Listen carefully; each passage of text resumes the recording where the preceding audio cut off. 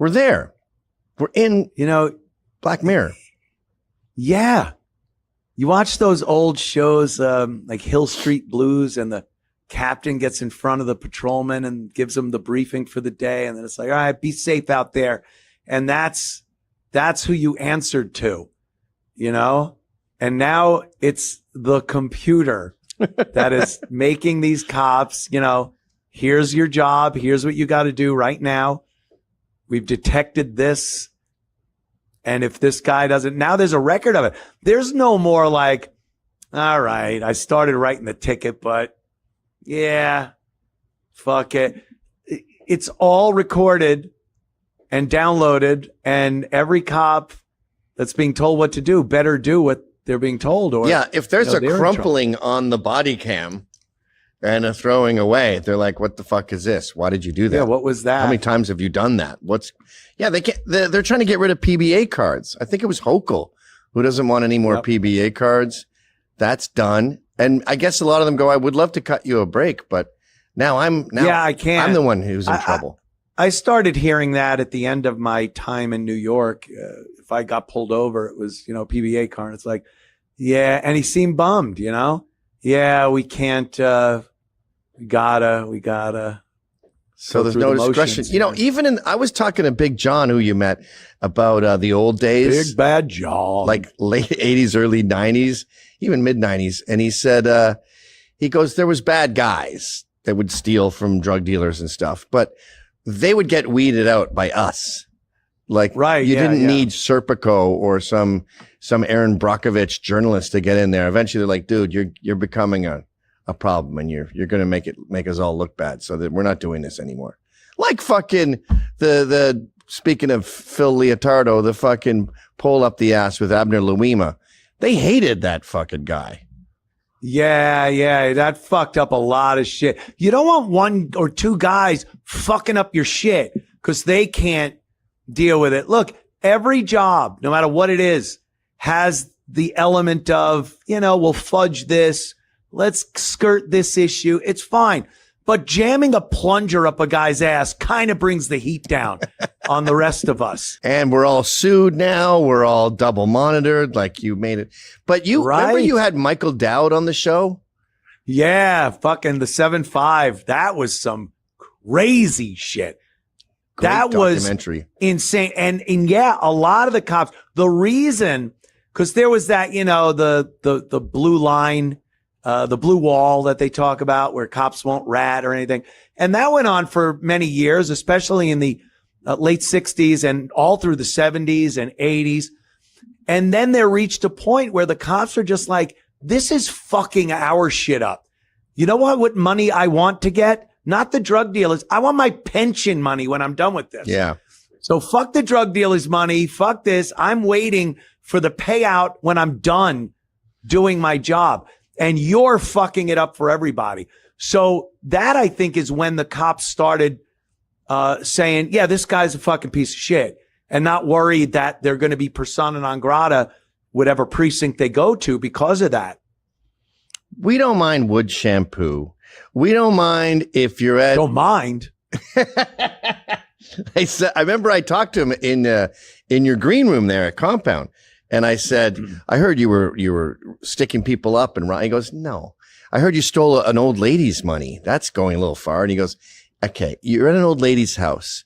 You reach above the kitchen cupboards and you feel $100,000. That's her son. Her coke dealing son right. That's not her saving some pennies for a rainy day. She probably doesn't even know it's up there. She can't get up there. Yeah, that's true. Like Tony Soprano at the retirement community that his mom was in. Right. They put the guns there and the fucking money. You think if some cop went in there, he thinks this old bag in a retirement home is packing heat and has a $250,000 in cash?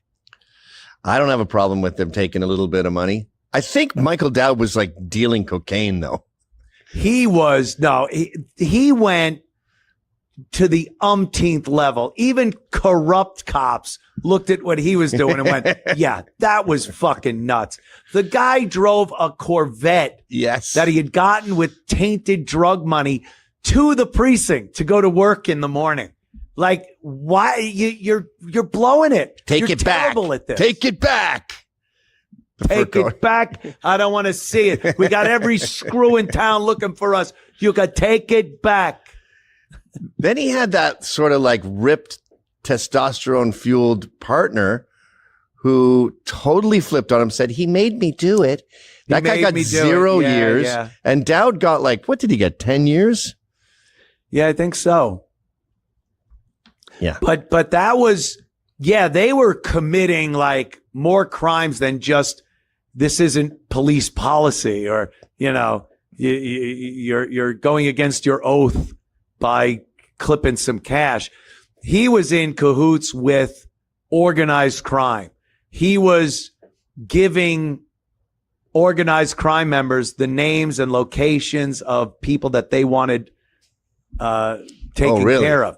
Okay, yeah, that's a lot worse than, that's a little rich. Clipping some money from the top of a cabinet in some old broad's place. So what's our limit? So you and I are cops.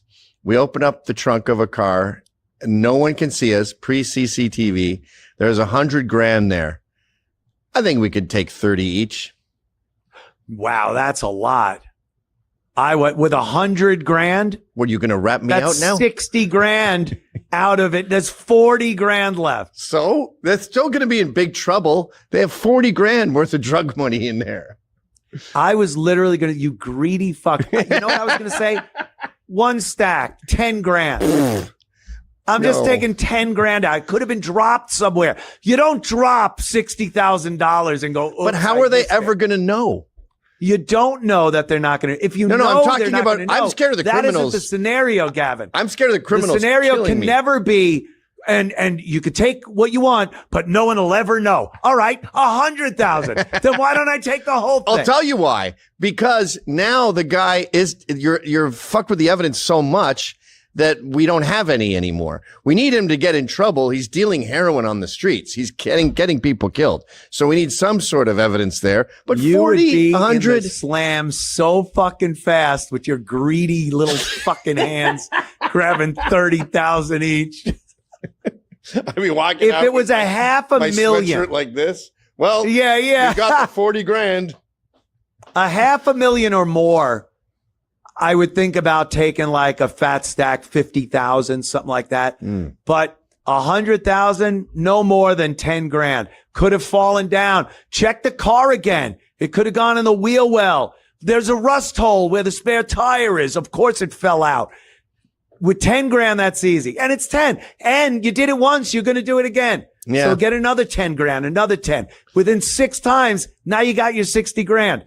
Instead of, all out, just, you're acting like a black woman politician. Hold on a second. I said 30 each.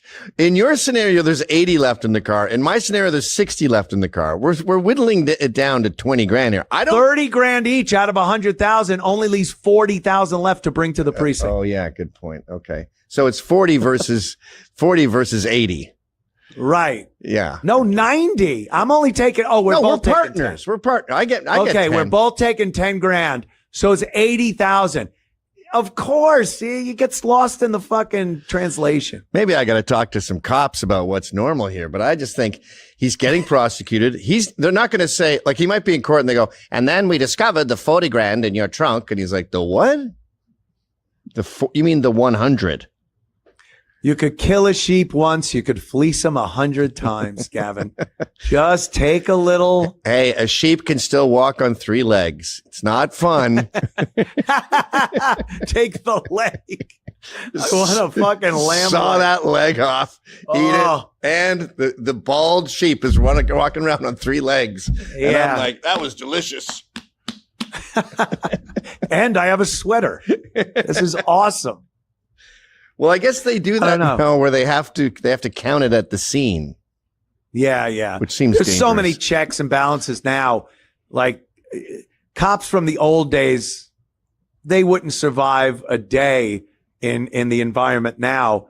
And that was like business as usual. There was a line. There was hey, you're being a fucking asshole. And well, you do this. It's like, yeah, but I'm not doing it like an asshole. Don't fuck it up for everybody. Right. Yeah.